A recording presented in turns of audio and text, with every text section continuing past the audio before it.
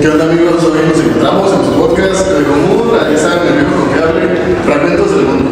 El tema de hoy nos vamos a introducir un poco, o tal vez mucho, a lo que vendría siendo el modernismo y el posmodernismo. Cuéntanos, Bruno. Bueno, soy Chalo, Bruno, Jay, sus tres anfitriones de confianza, ya saben. Cuéntanos, Bruno, ¿qué es el modernismo?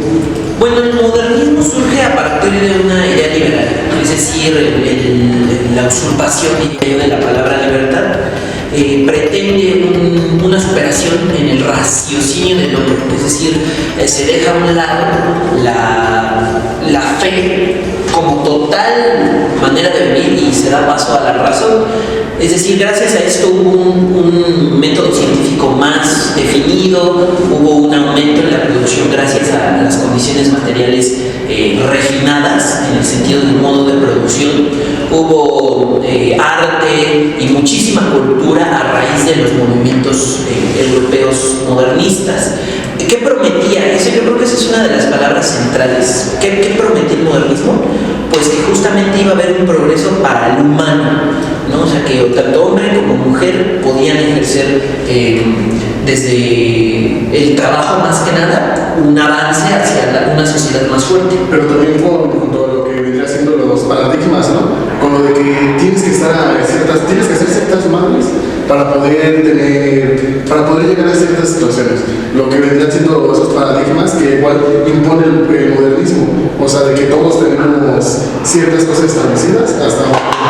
Y si no las cumples, pues no estás cumpliendo ese paradigma que te exige el mismo modernismo. Exactamente. Pues yo creo que igual, entrando aquí a que el modernismo nos promete el progreso, yo creo que es algo que sí se vio, pero no termina de abarcar a toda la población, ¿no? Se queda con todo ese sector que es un poquito más arriba de lo que somos todos el sector obrero, y se intenta ocultar un poco todo lo que pasa detrás. O sea, sí vemos un progreso, sí vemos un avance, pero detrás hay una parte que no nos está mostrando, ¿no? Y siento que es donde entra el postmodernismo a decir, chequese el panorama completo. Sí, que es lo que dice Chano, ¿no? O sea, que sí, en parte, el momento de entrar al posmodernismo vendría siendo por la época de 1950, que se abarca hasta finales del siglo XX. Y al mismo tiempo, ese mismo posmodernismo viene a romper los paradigmas que te viene imponiendo el modernismo. O sea, vendría siendo la tesis y la antitesis del modernismo y el posmodernismo. Una cosa que se corrompe y una cosa que se rompe, una forma que se arma y otra forma que se viene a destruir. Dicen que es más fácil destruir que construir. Pero al mismo tiempo el modernismo te pone esas pautas para que tengas ese ímpetu para querer sobresalir, esa forma para querer, más allá de romper ese paradigma. Dicen que no puedes crecer si no rompes tu paradigma. Y pues la verdad, siento que más que nada el posmodernismo viene con esa generación de gente que viene después de la Segunda Guerra Mundial, a la que ya entra la Guerra Fría, entra con la Guerra de Vietnam, esa gente que le tocó vivir esa recesión, ese auge de los colores que podemos decir que ahorita estamos perdiendo, y también al mismo tiempo de cómo esa gente cambió todo completamente la rebeldía a lo que la gente vendría siendo la gente cuadrada. Sí, aquí hay algo muy importante recalcar, que es cuál fue el papel concreto del posmodernismo. Es decir, ellos desenmascaran como una aclaración muchas de las mentiras del supuesto modernismo y su supuesto progreso, el uso de la razón. Es decir, ellos abogan más por las ambigüedades en lo que dicen de la razón y en cómo se usa para los modos de producción. Y en este caso, a nosotros nos compete analizar el fenómeno más grande que vemos permeado en el siglo XXI, que viene a raíz del posmodernismo, que es el crecimiento de los medios de comunicación. Es decir, ya el radio en la Segunda Guerra Mundial y post Segunda Guerra Mundial ya era uno de los medios consolidados más grandes, pero viene el cine, viene ¿cómo se dice? Más pulido, más consolidado, o sea, viene su realización, una de sus primeras realizaciones, el cine hollywoodense, y se dan cuenta del potencial que tiene para la manipulación de masas, la televisión, ¿no? Los relatos, las novelas en las radios, y todo eso empieza a crecer primero como un punto artístico, pero después se dan cuenta de la manipulación que tiene para Sí, no, o sea, yo creo que eso viene desde antes, ¿no? O sea, porque si te das cuenta desde la imprenta, desde que fue con Hitler,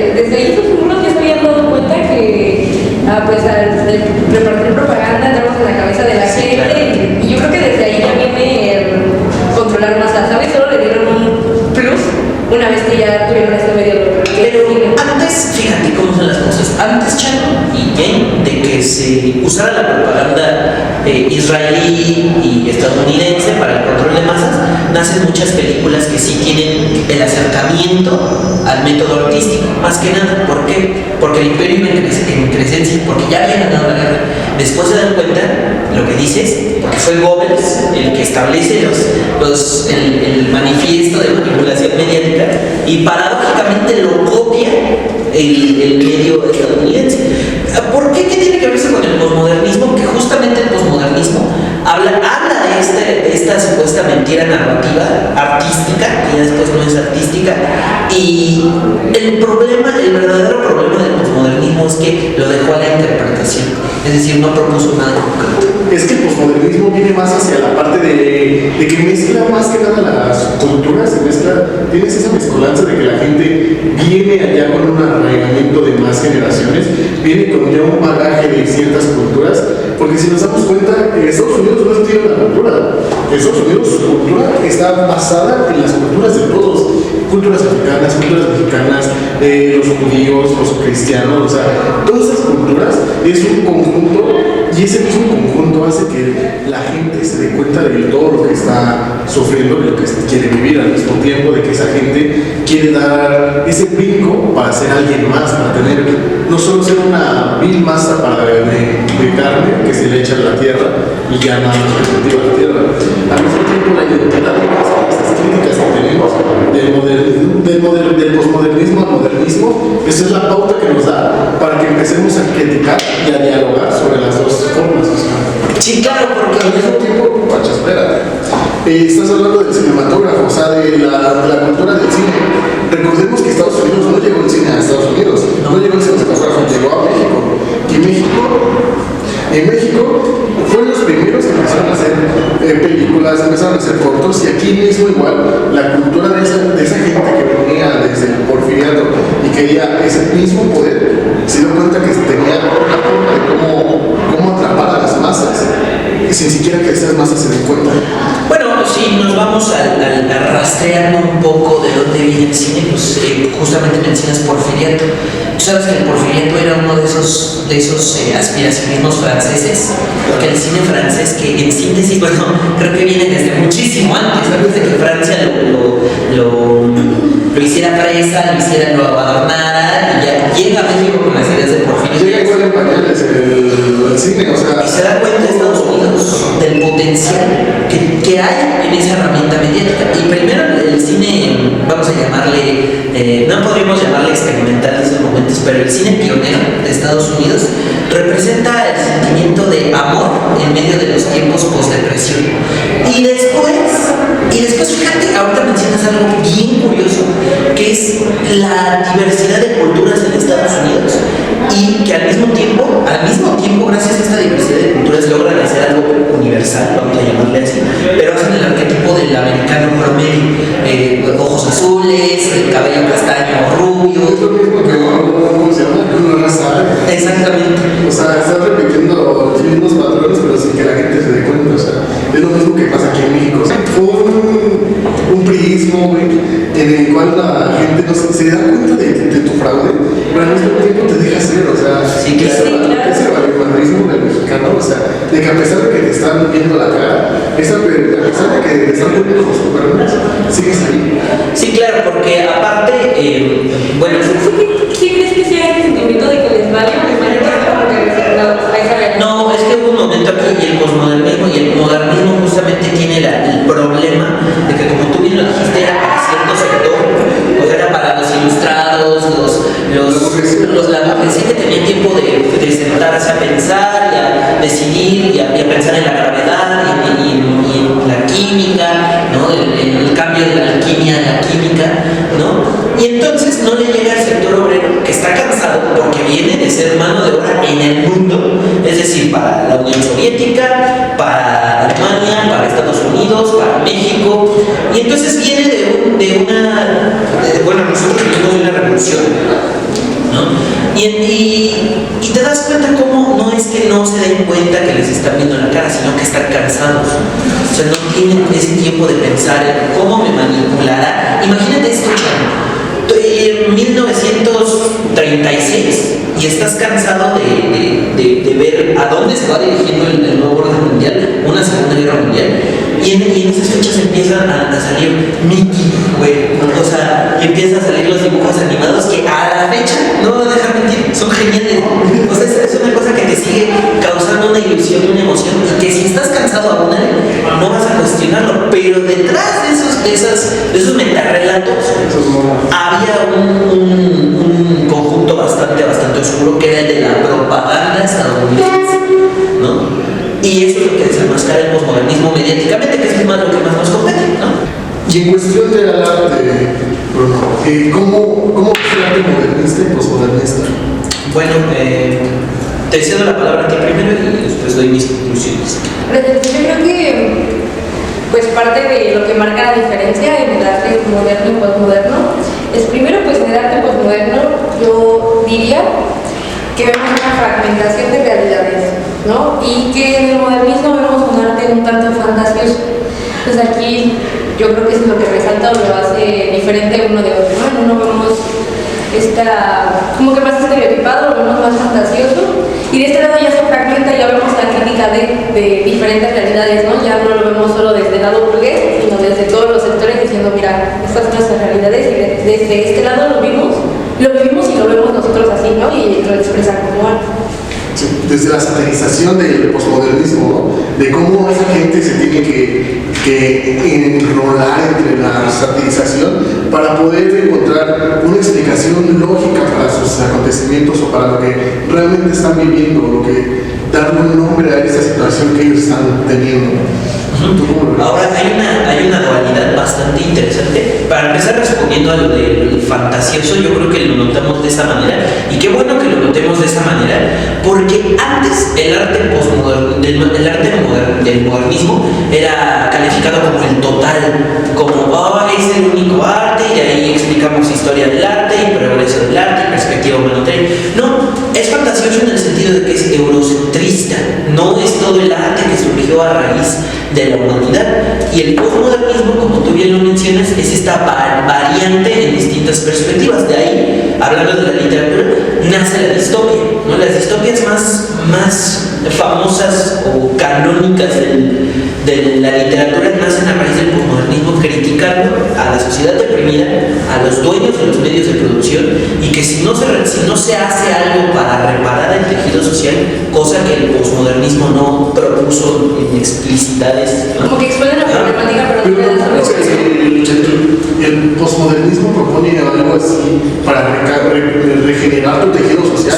Tampoco te da esa forma de que te digas, oye, vas a tener ciertas situaciones o ciertas cosas para poder regenerar tu tejido social, o que tengas ese paradigma para seguir continuando con tu mismo régimen. Es lo que pasa en el posmodernismo, de que te das cuenta de que vas a hacer la misma mamada, la misma mierda toda tu vida, y te das cuenta de que no está bien. O sea, es agotador, es aburrido, o sea, tendrás un futuro ya seguro, pero o sea, ¿a qué costo? O sea, pierdes tu vida, pierdes 30, 40 años de tu vida en un trabajo en donde solo vas de 8 a 6 y ahí pierdes toda tu vida. O sea, con tal de tener un buen retiro, o sea, ¿qué te asegura un buen retiro? ¿Qué te asegura de que vas a llegar a ese buen retiro? Exactamente, y el posmodernista, el autor posmodernista, lo deja a la interpretación, pero el sector obrero, que bien lo mencionabas anteriormente, el modernismo no llegó a todos los sectores, era para aquellos que eran ilustrados y tenían tiempo de pensar, y etcétera, etcétera. Y el posmodernismo es lo mismo. O sea, el autor posmodernista desenmascara la mentira de la supuesta razón, del supuesto progreso, de la evidente división de clases en el siglo XX, ¿no? De a dónde se va a ir, volviendo al arte, la distopia literaria, a dónde va a ir la sociedad, y como lo deja interpretación y no propone nada en síntesis, y de vez en cuando se actuó en base al posmodernismo, ¿no? Pues entonces no hay justamente esa reparación del tejido social del que estábamos hablando. Pero regresando un poquitito más al arte, yo creo que eran necesarias las dos vertientes del arte, pero en lo personal la que debemos de recordar un poco más es el arte posmodernista, tanto en la literatura como en la pintura, como en la arquitectura, justamente. ¿Y en qué te dice eso?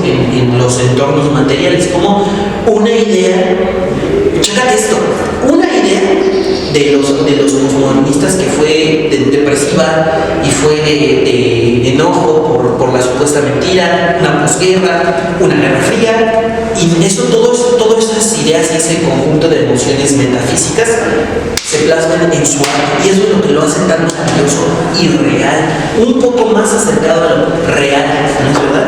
Esa es mi perspectiva de la arte. Y ya para ir cerrando, ¿cuál revivirían?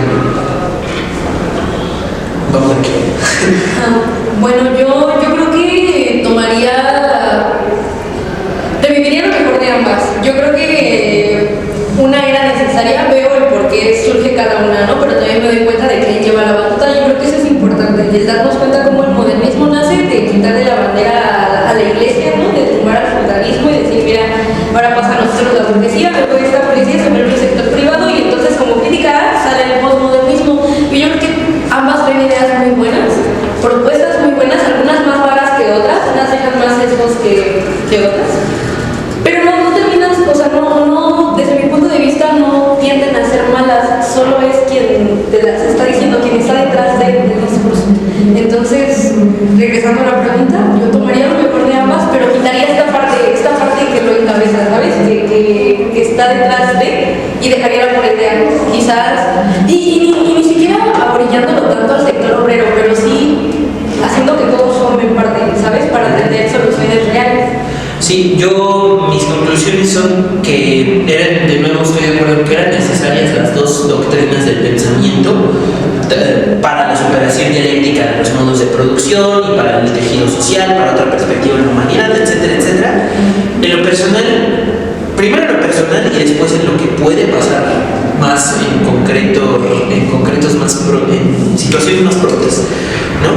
Y yo reviviría el posmodernismo. Yo creo que no es algo que quien esté interesado en la política, en la historia, en cómo se desarrollan las sociedades, tiene que recordarlo siempre, porque de ahí salieron muchísimas cosas que desenmascaran un supuesto modernismo, Un supuesto progreso. Es un supuesto progreso. La fuerza de crecimiento que Exactamente.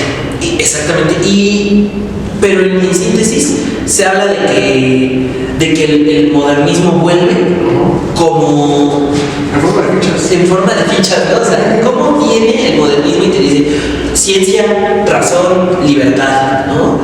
Y hoy viene con libertad, ya no uso de la razón y usando pensamientos mágicos de una mano invisible del mercado, ¿no? Un mercado que tratan como deidad, o sea, ideas religiosas, paradójicamente ellos se hacen aquello que derrumban. Para eso es el posmodernismo con propuesta. Y yo, ya para terminar, ya para despedirnos, la verdad yo no reviviría ninguno. Yo propondría una nueva corriente, una nueva vertiente, en donde de verdad analicemos nuestras situaciones, cuáles son las vertientes que estamos teniendo. Sí, estamos repitiendo ciclos, estamos repitiendo ese ciclo de que cuando va a venir una recesión económica, pero no todas las recesiones económicas son iguales. No todas o sea, la historia se repite, pero no se repite del mismo modo. O sea, los antecedentes son los mismos. Es lo mismo de cuando pasa un holocausto o cuando pasa un genocidio. O sea, esas vertientes existen, pero no pasan por el mismo motivo. Y al mismo tiempo, yo siento que necesitamos una nueva idea, una nueva ilustración, una nueva vertiente que nos lleve hacia un punto diferente y no repetir lo que vivimos, lo que se vivió anteriormente. Y pues, yo diría que será todo por esta emisión. Muchísimas gracias. Síganos en nuestras redes sociales. Yo me encuentro como Chano, @chano.mierda. Yo soy @Bruno Central. Para esto todos en Insta, a mí me encuentran como Oli Soy Jane. Y muchas gracias. Gracias. Ahí nos vemos. Hasta luego. Bye.